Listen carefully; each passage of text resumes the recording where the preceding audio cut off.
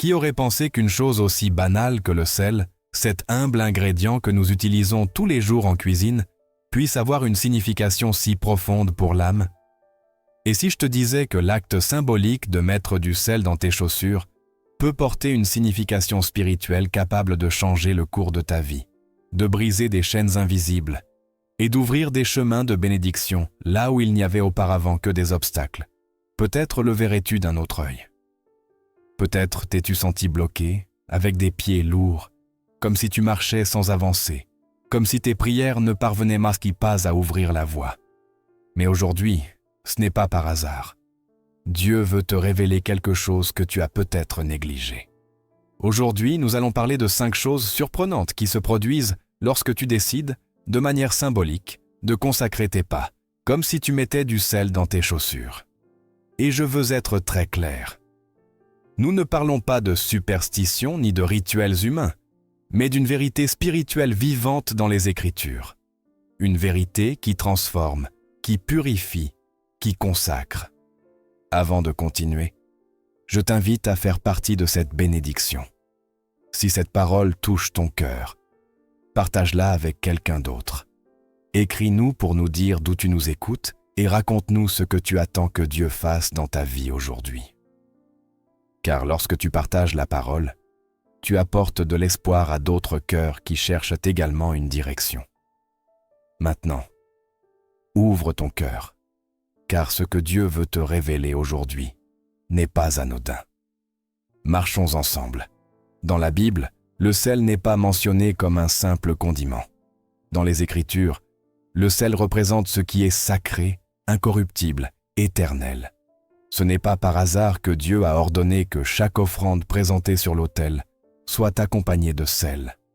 Dans Lévitique 2, verset 13, il est écrit « Tu assaisonneras de sel toute offrande que tu présenteras, et tu ne laisseras jamais manquer le sel de l'alliance de ton Dieu sur ton offrande. À toute offrande, tu joindras du sel. » Pourquoi? Parce que derrière ce détail se cache un message profond. Le sel symbolise la pureté, la fidélité, la préservation. À l'époque biblique, il était également utilisé pour sceller des alliances, pour représenter un engagement qui ne devait pas être rompu. C'était le signe visible d'une promesse invisible. Et lorsque nous appliquons ce symbole à la marche du croyant, nous comprenons quelque chose de glorieux. Mettre du sel dans ses chaussures n'est pas un acte physique, c'est une déclaration spirituelle. C'est dire à Dieu « mes pas t'appartiennent ». C'est affirmer que tu ne marches plus guidé par tes émotions ou tes désirs, mais par la volonté de celui qui t'a appelé. Le croyant qui marche avec du sel dans ses chaussures décide de laisser derrière lui la poussière du monde, les chemins souillés du passé, les décisions nées de l'orgueil ou de l'autosuffisance. Il reconnaît qu'il ne peut avancer sans la guidance du Saint-Esprit. Et lorsque cette compréhension atteint le cœur, tout commence à changer. Car le Seigneur honore celui qui décide de marcher dans la sainteté. Il ne s'agit pas de perfection humaine, mais d'une disposition sincère, d'un cœur qui veut marcher selon le dessein de Dieu. Jésus a dit que nous sommes le sel de la terre, Matthieu 5, 13. Il ne l'a pas dit par hasard. Là où il y a du sel, il y a préservation, saveur, vie. Le sel arrête la corruption. Il conserve ce qui est bon. Si nous sommes le sel du monde, nos pas doivent laisser une trace de foi partout où nous allons. Nous ne pouvons pas marcher comme le monde marche. Nous ne pouvons pas hésiter entre deux pensées, ni marcher uniquement selon ce qui nous arrange. Nous devons marcher avec un but, avec révérence, en sachant que chaque pas peut refléter la lumière du Christ. Que chaque lieu où nous posons le pied est une opportunité de laisser un parfum de foi, de faire une différence au milieu des ténèbres. Certains se demandent pourquoi leur chemin semble fermé, pourquoi ils s'efforcent sans prospérer. Bien souvent, ce n'est pas par manque de capacité, mais par manque de consécration. Ils marchent, mais ne prient pas. Ils se déplacent, mais n'écoutent pas. Ils se hâtent, mais ne consultent pas Dieu. Ainsi, leurs pas se remplissent de fatigue et de blessures. Mais celui qui oint ses pas avec le sel de l'alliance, celui qui décide de marcher dans l'obéissance, expérimente quelque chose d'extraordinaire. Une direction invisible, une protection divine, un mouvement de Dieu qui ouvre des portes qui étaient auparavant fermées. Lorsque le peuple d'Israël traversa le désert, ses chaussures ne s'usèrent pas. Pendant 40 ans, ils marchèrent tonis sur une terre sèche et brûlante. Et pourtant, comme le dit l'Écriture dans Deutéronome 29:5, leurs chaussures n'ont pas vieilli. Pourquoi? Parce que ce n'était pas une marche naturelle. C'était un voyage guidé par Dieu. Cela nous enseigne une vérité puissante. Lorsque tu marches dans l'obéissance, lorsque tu consacres tes pas au Seigneur, une couverture divine te soutient. Le psaume 37, verset 23 dit « L'Éternel affermit les pas de l'homme et il prend plaisir à sa voie. » Quelle promesse merveilleuse! Mais souviens-toi, cette guidance ne vient pas toute seule. Elle exige un abandon et une foi. Elle arrive lorsque, par une décision consciente, tu remets tes chemins, tes désirs et tes plans à Dieu, en disant avec sincérité « Seigneur, je veux marcher selon ta volonté, non la mienne. » À ce moment-là, le symbolisme du sel dans les chaussures prend une signification encore plus profonde. Car il ne suffit pas de déclarer que nous suivons Christ. Nous devons vivre comme il a vécu. Jésus n'a jamais fait un pas hors du temps ou du dessein de son Père. Tout ce qu'il a fait était dans l'obéissance. Si nous voulons suivre ses traces, nous devons commencer par consacrer notre marche, chaque décision, chaque lieu où nous allons, chaque relation que nous acceptons, chaque porte que nous frappons. Tout doit passer par sa direction. Bien souvent, les faux pas ne viennent pas de l'ennemi, mais de notre propre obstination à emprunter des chemins que Dieu ne nous a jamais demandé de parcourir. Quand Élie s'enfuit pour sauver sa vie, il se cacha dans une caverne, épuisé, découragé et confus. Mais Dieu lui demanda « Que fais-tu ici, Élie » 1 Roi 19, verset 9. Cette même question résonne aujourd'hui pour beaucoup d'entre nous. Que fais-tu là où tu es? Est-ce Dieu qui t'y a conduit ou est-ce ta peur qui t'a guidé? Le sel spirituel dans tes chaussures ne te protège pas seulement des terrains erronés. Il te pousse aussi à revenir sur le bon chemin, à sortir de la caverne de la confusion et à marcher à nouveau dans la direction du dessein divin. Ce n'est pas un hasard si Jésus, en lavant les pieds de ses disciples, a accompli un acte si intime et profond. Il savait que les pieds représentent la marche, le voyage, la vie elle-même. En les lavant, il purifiait les traces du chemin et renouvelait la direction. Quand Pierre s'y opposa, Jésus lui dit « Si je ne te lave, tu n'auras point de part avec moi. » Jean 13, 8. Quelle déclaration puissante! Cela nous enseigne que si nous voulons marcher avec Christ, nous devons permettre à Jésus de purifier notre chemin, d'enlever de nous la poussière de l'orgueil, la saleté du péché, les marques de nos détours. Dans cet acte symbolique de mettre du sel dans nos chaussures, nous disons « Purifie mon chemin, Seigneur. Je veux marcher avec toi. » Marcher avec Dieu est une décision quotidienne, pas un élan automatique ni une habitude superficielle. Chaque matin, en te réveillant, tu dois choisir. Vais-je marcher selon mes désirs ou suivre la direction de l'esprit? Vais-je emprunter le chemin facile ou celui qui mène à la croix? Beaucoup désirent à la bénédiction, mais ne veulent pas changer leur façon de marcher. C'est là que naissent de nombreuses frustrations spirituelles, car ils veulent atteindre la destination, mais s'égarent sur des chemins de rébellion. Ils marchent vite, mais sans paix. Ils se déplacent, mais sans direction. Aujourd'hui, le Seigneur nous dit « Mets du sel dans tes pas, consacre ta marche. » Car il ne s'agit pas seulement de savoir où tu vas, mais de comment tu y vas. C'est le point de départ. Avant de parler de miracles, de percées ou de victoires, nous devons parler du fondement. Et le fondement est celui-ci. Ta marche doit être purifiée et scellée par le sel de l'alliance éternelle. Lorsque tes pas sont sous la gouvernance de Dieu, tout commence à s'aligner. Les portes s'ouvrent, les chaînes se brisent, les décisions se remplissent de sagesse, et ton âme trouve le repos au milieu du chemin. Car lorsque tes pas sont consacrés, rien autour de toi ne reste inchangé. Quelque chose d'invisible commence à s'organiser, non parce que tu le forces, mais parce que la présence de Dieu commence à marcher avec toi. Il y a des chemins construits sur des décisions précipitées, des blessures non guéries, ou des promesses humaines non tenues. Et tandis que tu essaies d'avancer, c'est comme marcher sur des sables mouvants. Plus tu luttes, plus tu t'enfonces. Mais lorsque tu consacres tes pas au Seigneur, il étend devant toi un chemin nouveau, ferme et sûr. Et il ne s'agit pas seulement de savoir où tu vas, mais avec qui tu marches.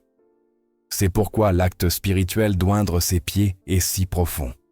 Lorsque tes pas sont purifiés, ta direction change et tout ton environnement commence à répondre au ciel. Le psaume 119, verset 133 dit « Affermis mes pas dans ta parole et ne laisse aucune iniquité dominer sur moi. » Ce n'est pas une simple prière poétique, c'est le cri de celui qui a compris que sans la guidance de Dieu, les pieds trébuchent. Bien que le cœur soit sincère, cette conscience s'est perdue pour beaucoup. Ils marchent, mais ne prient pas. Ils se déplacent, mais n'écoutent pas. Ils se hâtent, mais ne consultent pas Dieu. Alors leurs chaussures se remplissent de poussière, de fatigue et de blessures. Mais celui qui consacre sa marche commence à voir le chemin se transformer, non pas de l'extérieur, mais de l'intérieur. Quand Josué s'approcha du lieu où commencerait la conquête, il ne fut pas accueilli par des trompettes, ni par des stratégies humaines. Josué fut arrêté par une voix céleste. Dans Josué 5,15, nous lisons que le chef de l'armée de l'Éternel se présenta devant lui et lui dit « Ôte tes sandales de tes pieds, car le lieu où tu te tiens est saint. » Quel moment sacré, quelle révélation profonde. Avant de conquérir Jéricho, Josué dut se rendre. Il dut s'incliner avant d'agir.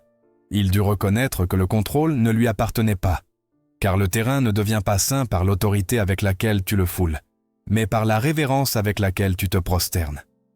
Cet acte de retirer ses sandales était une reddition totale, une déclaration que ses pas ne lui appartenaient plus, qu'il avait besoin que chaque mouvement soit guidé par la sainteté du Dieu vivant. Et lorsque nous faisons cela, tout commence à se transformer. La sainteté ne touche pas seulement le spirituel, elle atteint aussi l'émotionnel, le mental, le relationnel. Dieu ne commence pas par changer ce qui t'entoure, mais par changer la manière dont tu marches dans cet environnement. Tu n'as pas besoin d'une nouvelle maison, d'une nouvelle ville ou d'un nouvel emploi pour voir la puissance de Dieu. Tu as seulement besoin de marcher différemment dans ces mêmes lieux. Car lorsque tes pas sont purs, même le coin le plus sombre devient un autel. Lorsque tes décisions naissent de la parole et non de l'impulsion, le désordre se transforme en opportunité. Le Seigneur ne change pas les circonstances pour que tu changes. Il change ton cœur pour que tu transformes tout ce que tu touches. Jésus ne nous a pas appris à courir vers demain, mais à marcher avec un but. Il a dit « Suis-moi ». Et cet appel n'est pas seulement un mouvement, c'est une direction. Il ne s'agit pas d'avancer pour avancer, mais de le faire avec intention, avec discernement, avec une oreille attentive à la voix de l'Esprit. Cela n'est possible que lorsque tes pieds ont été purifiés par la parole de Dieu, lorsque tu as traversé le processus de lâcher tes propres idées, de renoncer au contrôle et de te laisser guider par le Seigneur. Lorsque tu décides de marcher ainsi, même tes paroles changent. Tu ne parles plus depuis la peur, mais depuis la foi. Tu ne décides plus par anxiété, mais par obéissance. Tu ne cherches plus des résultats immédiats, mais la volonté de Dieu. Même si cela semble tarder, tu sais que chaque pas hors du temps de Dieu a un prix. Tu préfères attendre pieds nus devant sa présence plutôt que de courir chaussé de tes propres plans. Car la véritable transformation ne commence pas dans les victoires externes, mais dans la sainteté interne. pas dans ce que tu conquiers, mais dans l'humilité de tes premiers pas. Pas dans ce que les autres voient, mais dans ce que tu as offert au Maître en secret. Il y a une autorité qui se manifeste lorsque tu marches sous la direction du Seigneur. Une autorité qui ne crie pas, mais brise les chaînes, qui n'impose pas, mais ouvre des chemins, qui n'a pas besoin de titres, mais change les atmosphères. Il y a des hommes et des femmes qui n'ont jamais cherché la reconnaissance, et pourtant, leur seule présence apportait paix, ordre et révérence. C'est ainsi que fut Joseph en Égypte, Daniel à Babylone, Ruth dans les champs de Boaz. Ils marchaient guidés par une fidélité invisible, mais puissante. Et là où ils posaient à leurs pieds, Dieu se rendait présent. Car lorsque tes pieds sont purs, Dieu marche avec toi. C'est ce que le Seigneur veut te rappeler aujourd'hui. Croire en lui ne suffit pas, il faut marcher avec lui. Car une foi qui ne se traduit pas en direction devient une illusion. Et Dieu ne veut pas que tu vives d'illusions, mais de réalités spirituelles profondes. Que ta marche ne soit pas émotionnelle, mais ferme. Qu'elle ne soit pas impulsive, mais guidée. Que tes traces ne soient pas inconstantes, mais marquées par la présence de celui qui t'a appelé. Il n'y a pas de croissance durable sans consécration. Il n'y a pas d'avancement spirituel sans purification du cœur. Dieu ne construit pas sur l'orgueil ni sur l'autosuffisance. Il construit sur la reddition. Et cette reddition se voit dans les pieds qui marchent avec la crainte de Dieu, qui choisissent le chemin étroit.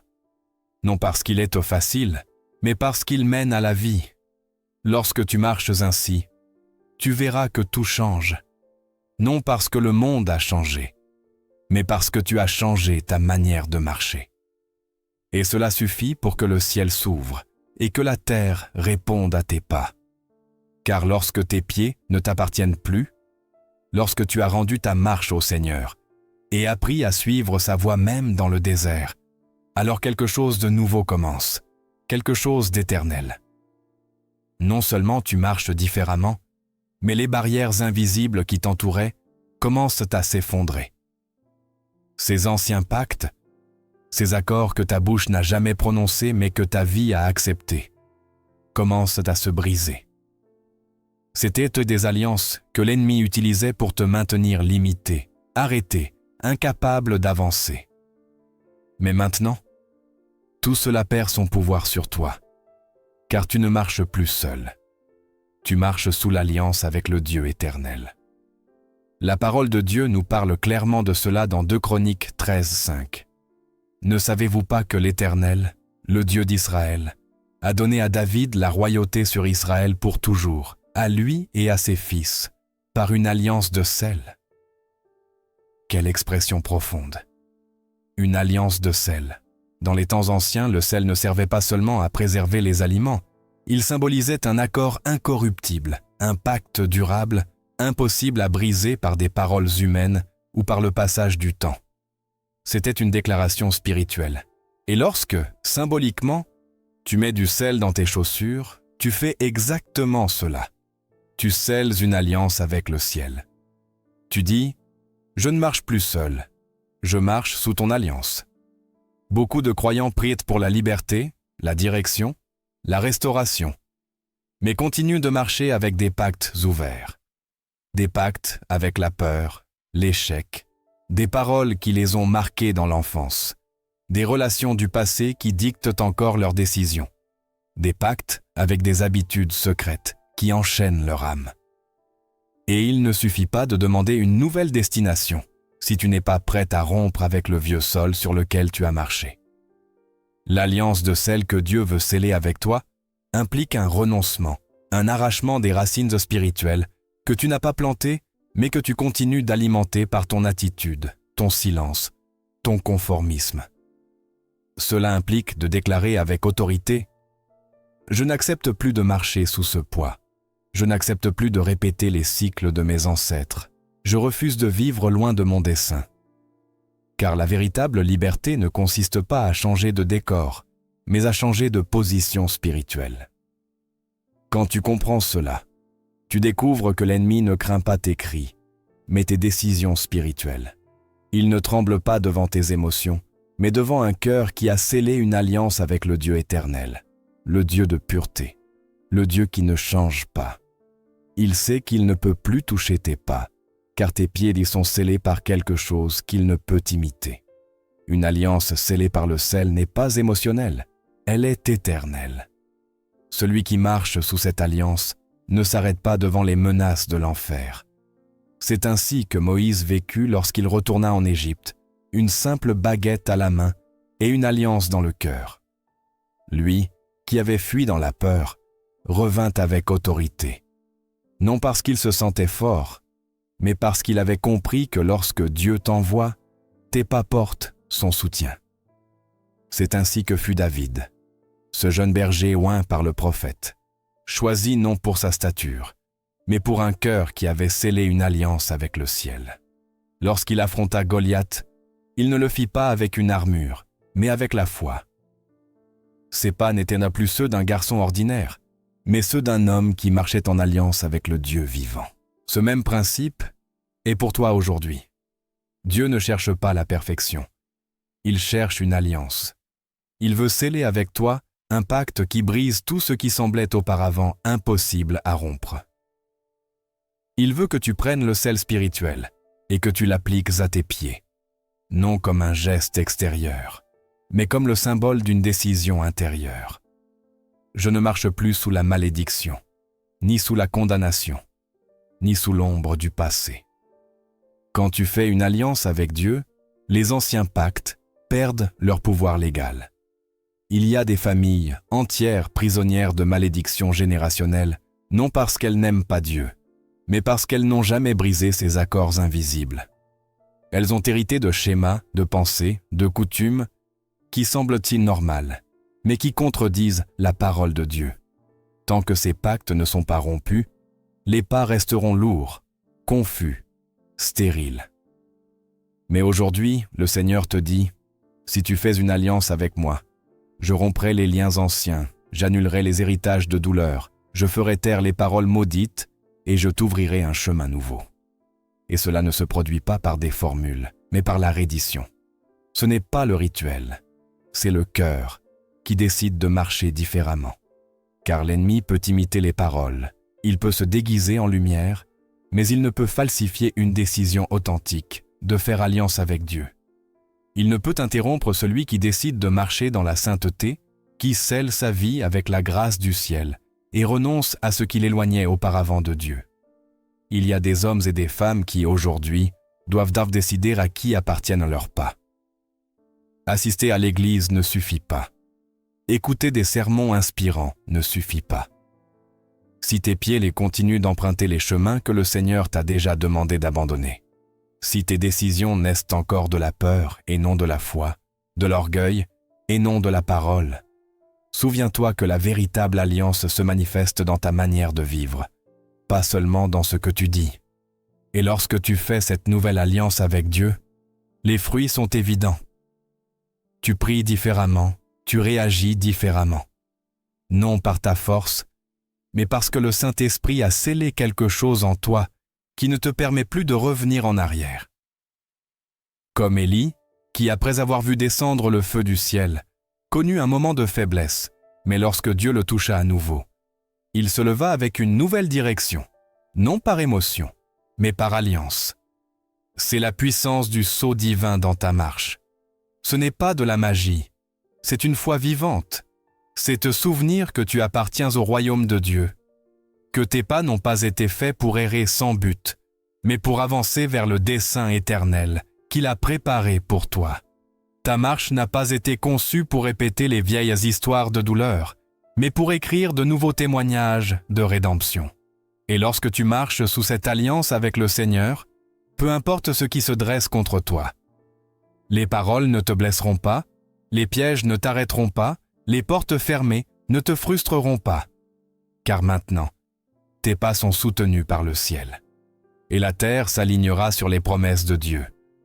Quand tu fais une alliance avec le Seigneur, non seulement il marche avec toi, mais tout l'enfer le sait. Ce n'est pas une figure poétique, c'est une réalité spirituelle. Celui qui marche dans l'obéissance ne passe pas inaperçu dans le monde invisible. Il y a une grande différence entre celui qui connaît la parole et celui qui vit par elle, entre celui qui chante avec ses lèvres et celui qui marche avec un cœur rendu à Christ. Lorsque tes pieds sont scellés par l'alliance éternelle, tu ne marches plus sur le terrain de l'ennemi, tu marches sur le territoire de Dieu. Et là où il pose le pied, les ténèbres reculent. Quelque chose change dans l'atmosphère lorsque les pas d'un fils de Dieu touchent le sol. Ce n'est pas de l'orgueil spirituel ni une quête d'émotion. C'est un principe biblique véritable. Éphésiens 6,15 dit « Ayez les pieds chaussés de la préparation de l'évangile de paix ». Ce n'est pas seulement une belle phrase, c'est une partie de l'armure de Dieu. Car les pieds du croyant ne sont pas sans protection. Ils sont équipés d'un dessein. Lorsque tu portes l'évangile dans ta marche, aucune obscurité ne peut résister, aucun environnement ne reste inchangé. Ce qui t'intimidait autrefois n'a plus de pouvoir. Ce qui te faisait trébucher ne peut plus te retenir, car tu marches désormais avec fermeté. Non pas à cause de ce que tu es, mais à cause de ce que Christ a mis en toi. Tu portes la paix là où il y a la guerre, la lumière là où règnent les ténèbres, la vérité là où domine la confusion.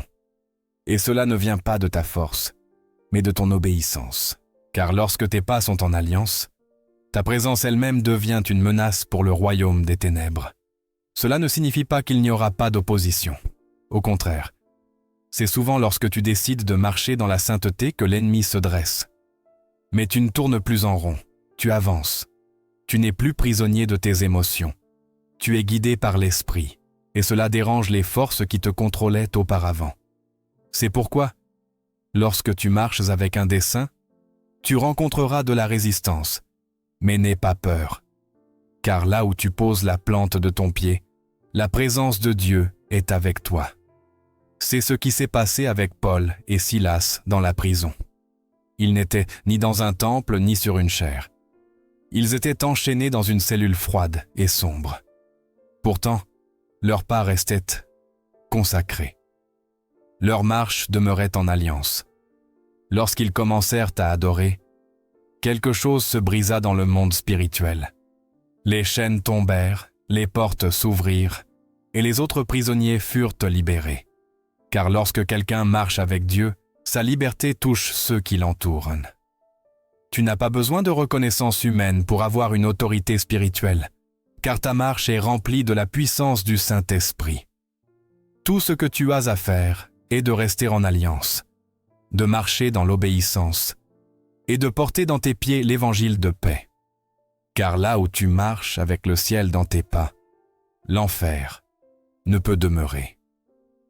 Ce n'est pas une coïncidence si Ésaïe 52,7 dit « Qu'ils sont beaux, sur les montagnes, les pieds de celui qui apporte de bonnes nouvelles, qui annonce la paix. » Il ne dit pas que les paroles ou la voix sont belles, mais les pieds de celui qui porte le message de salut. Les Écritures déclarent que les pieds de ceux qui annoncent de bonnes nouvelles sont beaux, car les pieds représentent le chemin que nous choisissons de suivre.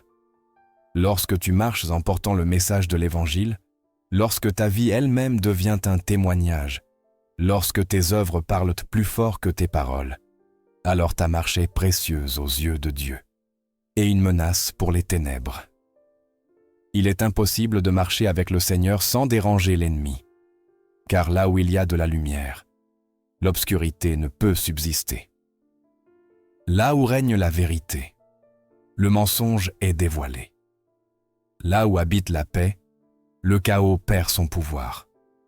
Si dernièrement tu as remarqué que certaines personnes s'éloignent, que certains environnements deviennent pesants, que des liens se brisent sans explication, ce n'est peut-être pas une attaque personnelle, mais un signe que ta marche avec Dieu secoue ce qui était autrefois à l'aise avec toi.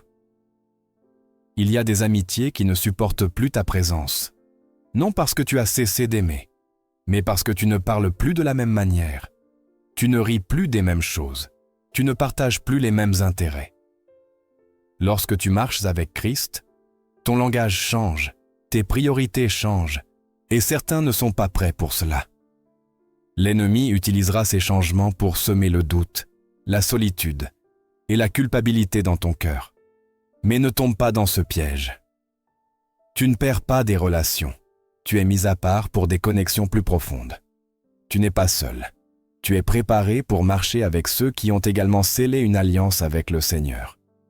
Cette marche peut être douloureuse, lente, silencieuse et sembler solitaire, mais elle ne sera jamais vide.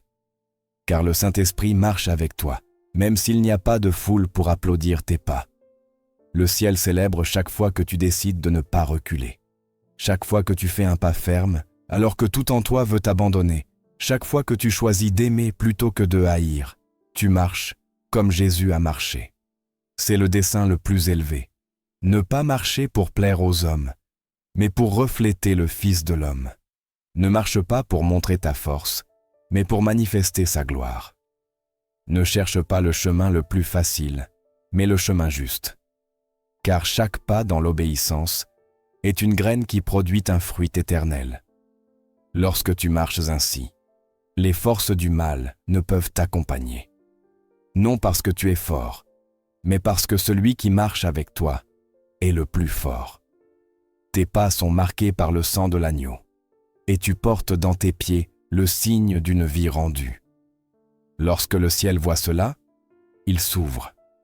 Lorsque l'enfer le voit, il tremble. Car lorsque l'enfer se rend, l'atmosphère change. Ce n'est pas visible aux yeux, mais l'esprit le perçoit. On respire différemment, on marche différemment. Le lieu peut être le même, mais la présence ne l'est plus. Quand une personne décide de marcher avec des pas consacrés, elle cesse d'être modelée par l'environnement et commence à le transformer. Ce n'est pas de l'orgueil, c'est la puissance de Dieu, manifestée dans une vie rendue, une vie qui a scellé une alliance, qui marche dans l'obéissance, qui ne s'adapte pas aux ténèbres, mais porte avec elle la lumière qui dissipe toute obscurité. C'est ainsi que fut Joseph, conduit dans une terre étrangère, sous une culture différente, parmi des gens qui ne croyaient pas en son Dieu. Pourtant, tout ce qu'il touchait prospérait, car là où Joseph marchait, la faveur du ciel marchait aussi. Dans Genèse 39, verset 9, il est dit que l'Éternel était avec Joseph, et c'est pourquoi, même en tant qu'esclave, sa présence bénissait la maison de Potiphar. Il n'avait pas besoin de prêcher, d'imposer sa foi ou d'exiger quoi que ce soit. Il suffisait qu'il marche avec intégrité, pureté et fidélité. Et cela suffisait pour transformer son environnement. Beaucoup ne comprennent pas cela. Tu n'as pas besoin de contrôler l'environnement pour le changer. Tu as seulement besoin d'être rempli de Dieu. Car lorsque lui guide tes pas, l'environnement se soumet à sa présence. Cela peut être ton foyer, ton lieu de travail, un hôpital, une conversation difficile, un endroit hostile. Si tu entres avec le Saint-Esprit en toi, le lieu n'est plus le même, car tu ne marches pas seul, tu portes avec toi le roi. Ce n'est pas seulement de l'inspiration, c'est une réalité spirituelle. Jésus lui-même l'a dit dans Matthieu 5, verset 13. « Vous êtes le sel de la terre. » Il n'a pas dit que vous deviez vous efforcer de l'être. Il a dit que vous l'êtes déjà lorsque vous êtes en lui. C'est pourquoi chaque pas que tu fais est une opportunité pour préserver, donner du goût, arrêter la corruption, éclairer là où il y a des ténèbres. Mais cela n'est possible que lorsque tu es rempli de l'Esprit et consacré à son dessein. Et lorsque tu comprends cette vérité, tu cesses de chercher la paix dans ceux qui t'entourent. Car tu apprends que les circonstances ne dictent pas ta foi. C'est ta foi qui transforme les circonstances. Tu ne laisses plus les émotions des autres te gouverner, ni les peurs du moment te dominer, ni les paroles négatives te détourner.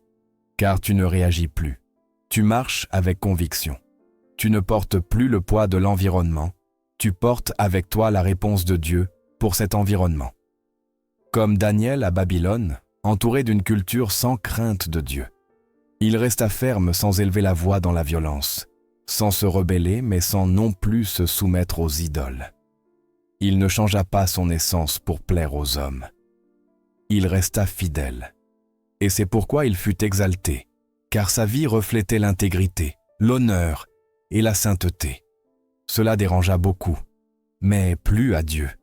Et lorsque Dieu se plaît dans tes pas, il ouvre lui-même un chemin là où il semble ne pas y en avoir. C'est pourquoi, ne sous-estime jamais le pouvoir de ta marche. Ne minimise pas ce qui se passe lorsque tu marches sous la couverture divine. Il y a des portes qui s'ouvrent, non parce que tu les touches, mais parce que la présence que tu portes les fait céder. Il y a des cœurs qui s'adoucissent, non par tes arguments, mais parce que Christ se reflète en toi. Il y a des conflits qui se résolvent, non par ta sagesse, mais parce que le Saint-Esprit va devant toi, préparant le terrain. Et même si parfois tu ne vois pas de résultats immédiats, même si tout semble inchangé, continue de marcher dans la fidélité, car chaque pas compte, chaque décision sainte, chaque action intègre, chaque parole sage sème pour l'éternité.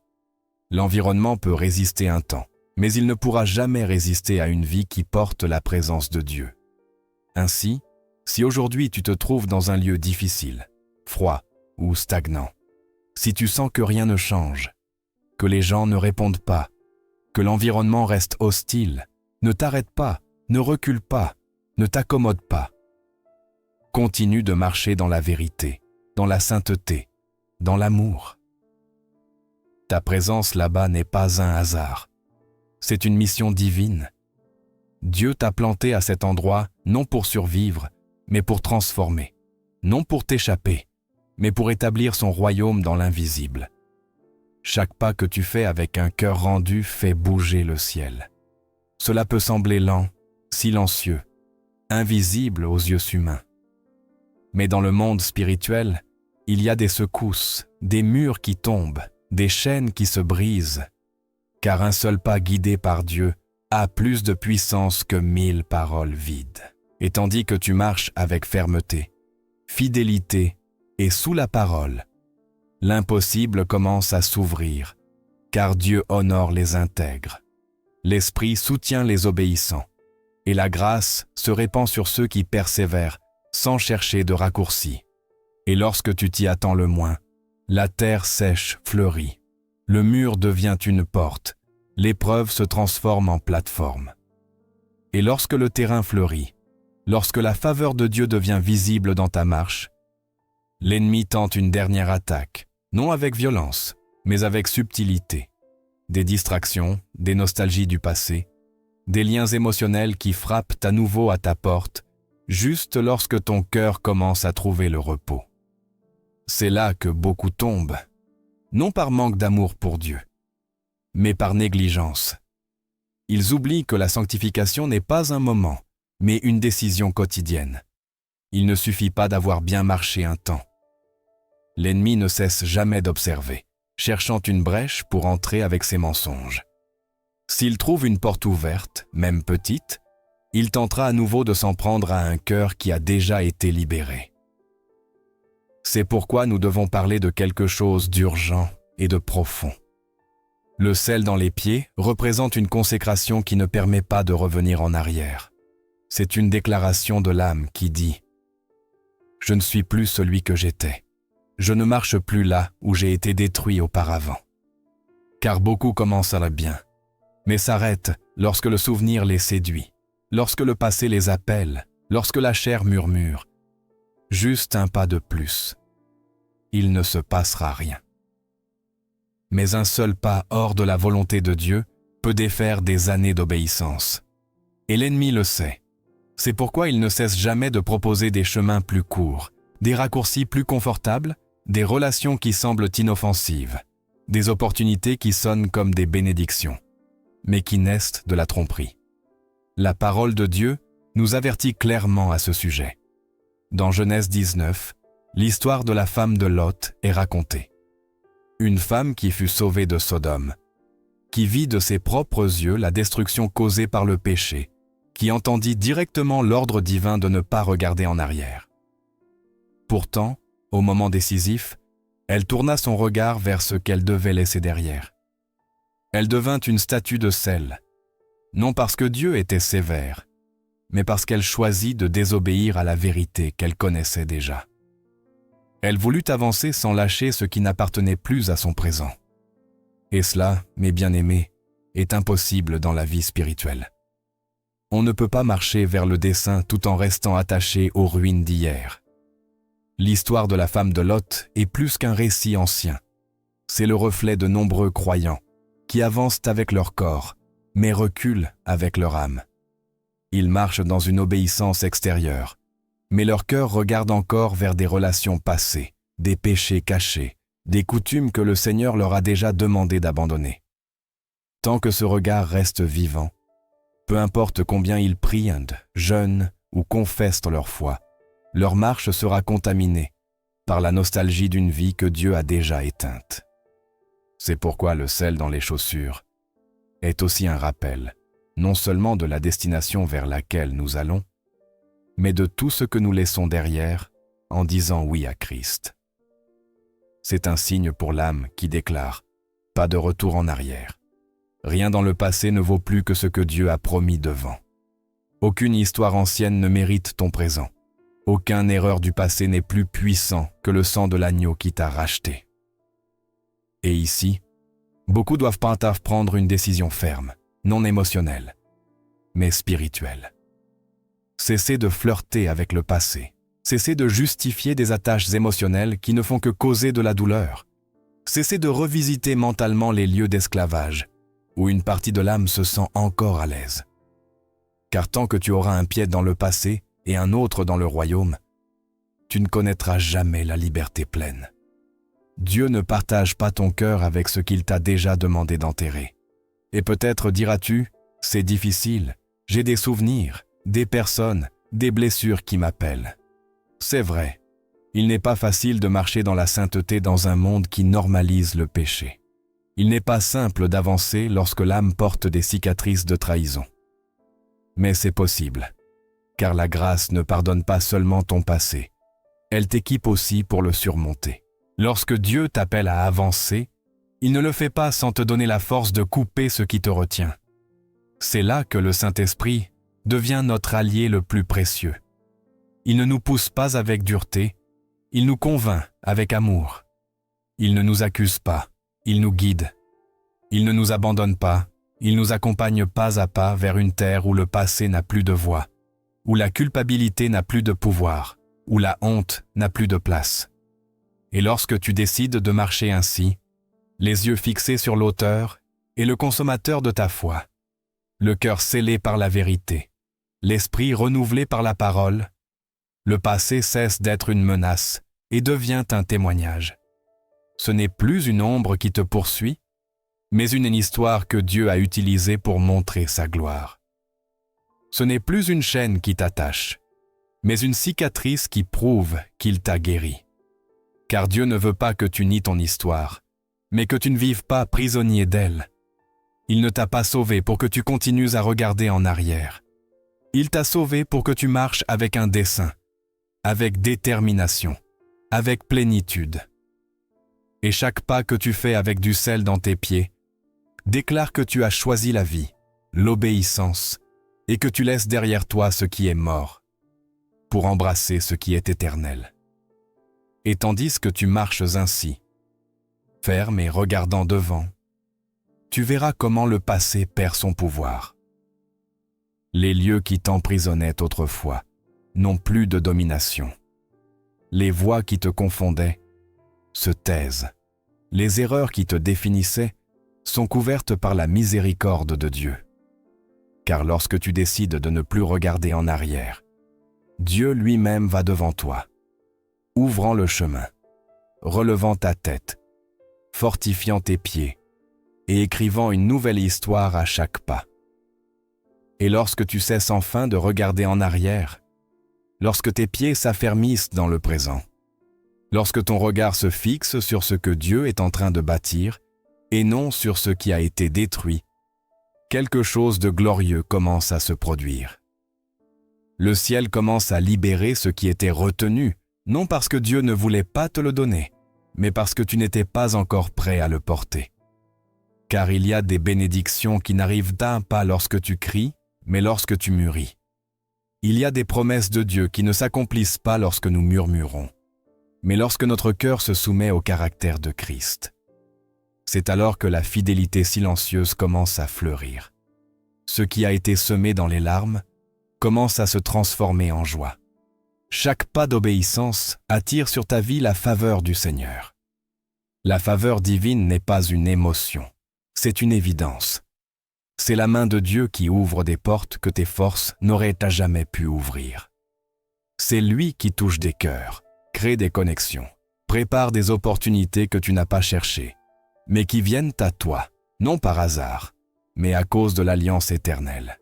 Car celui qui marche dans la fidélité, même si personne ne le remarque, est vu par le ciel. Et lorsque tu t'y attends le moins, ce qui semblait lointain s'approche. Ce qui semblait impossible se réalise. Et ce qui était petit devient un témoignage de gloire. C'est ainsi que Ruth a vécu. Une femme étrangère, veuve, sans nom ni appui humain. Elle n'avait pas de grandes promesses, mais une décision ferme. Continuer à marcher avec fidélité, même sans savoir ce qui l'attendait. Même au milieu de la douleur et de l'incertitude, elle choisit d'avancer non par logique, mais par amour et loyauté, non pour une récompense, mais pour l'honneur. Et tandis qu'elle ramassait des épis avec humilité, sans imaginer qu'elle était observée, le maître du champ la vit. Pas pour son apparence, mais pour son attitude. Boaz ne se contenta pas de la regarder, il déclencha sur elle une rédemption qui changea son histoire. Ainsi, nous apprenons que Dieu observe toujours ceux qui marchent dans une obéissance silencieuse, ceux qui servent sans chercher les applaudissements, ceux qui gardent la foi quand personne ne les voit, ceux qui ramassent des miettes, avec le même cœur que d'autres, recueillent des trésors. Car la faveur de Dieu ne se répand pas sur les parfaits, mais sur les fidèles, non sur ceux qui impressionnent, mais sur ceux qui persévèrent. Beaucoup se perdent parce qu'ils veulent de voir des résultats avant d'avoir pris racine. Ils désirent d'amain recevoir l'honneur sans avoir appris à servir. Ils veulent une couronne sans avoir porté la croix. Mais le royaume de Dieu ne fonctionne pas ainsi. Le Seigneur forme avant d'élever, il construit avant de montrer. Il travaille dans l'invisible avant de manifester dans le visible. Et si aujourd'hui tu es dans une phase où il semble que personne ne te voit, où tout semble immobile, où tes pas paraissent badass petits et ton avancement insignifiant, ne t'arrête pas. Tu ne marches pas en vain. Tu es en train d'être préparé pour quelque chose de plus grand. La faveur de Dieu arrive souvent déguisée en routine, en processus lent, en temps de silence où il semble que rien ne change, mais où tout est transformé à l'intérieur. Car pendant que tu persévères, ton caractère se forme, ta foi se renforce, ta vision s'éclaircit. Et sans que tu t'en rendes compte, Dieu commence à rapprocher de toi ce qu'il t'avait promis, non parce que tu l'as exigé, mais parce que tu l'as attendu avec foi. Et le plus beau, c'est que lorsque la faveur arrive, elle ne vient pas seule. Elle vient avec une confirmation, avec de l'honneur, avec une évidence publique de ce que Dieu faisait déjà en secret. Car celui qui s'humilie sera élevé, celui qui persévère sera récompensé. Celui qui sème l'obéissance récoltera l'abondance. Ce n'est pas une émotion passagère, c'est une promesse éternelle. Et si parfois tu te demandes pourquoi d'autres avancent plus vite, pourquoi certains reçoivent avant toi, pourquoi tes pas semblent plus lents, souviens-toi que la faveur de Dieu ne se mesure pas au chronomètre humain, mais au temps de son dessein. Dieu n'arrive jamais en retard. Il arrive lorsque ton cœur est prêt à porter ce qu'il veut te donner. Pas ce que tu demandes, mais ce qui te convient. Pas ce qui t'enthousiasme, mais ce qui te transforme. C'est pourquoi ne mesure pas ton progrès par la vitesse, mais par ta fidélité. Pas par le nombre de portes qui s'ouvrent, mais par la fermeté avec laquelle tu tiens bon devant celles qui restent fermées. Car parfois, ce qui glorifie le plus Dieu, ce n'est pas ce que nous conquérons, mais la manière dont nous marchons en attendant. Il y a des pas qui prêchent plus que des paroles. Il y a des décisions qui touchent davantage le cœur de Dieu que n'importe quel sacrifice extérieur. Il y a des fidélités qui, dans le ciel, sont célébrées, même si sur la terre elles passent inaperçues. Et si aujourd'hui tu es dans ce temps où tu continues à marcher sans signe, sans récompense visible, sans confirmation, le ciel te dit « Reste ferme, reste pur, reste fidèle, car la faveur vient pour celui qui ne vend pas son intégrité, qui ne change pas son message pour plaire au monde, qui ne négocie pas avec le passé, qui garde ses yeux fixés sur l'auteur et le consommateur de la foi. » Et lorsque cette faveur arrivera, lorsque ce qui semblait lointain frappera à ta porte, n'oublie pas comment tu es arrivé là. Ce n'était pas par ta force, c'était par la foi. Ce n'était pas par la stratégie, c'était par l'obéissance. Ce n'était pas par le mérite, c'était par la grâce. Et cette même grâce qui t'a conduit te soutiendra pour que tu ne perdes pas ce que tu as tant attendu. Car la faveur de Dieu ne se contente pas de t'atteindre. Elle t'établit, te protège et t'équipe pour vivre, non par l'effort, mais par le repos de celui qui sait qu'il marche sous l'ombre du Très-Haut.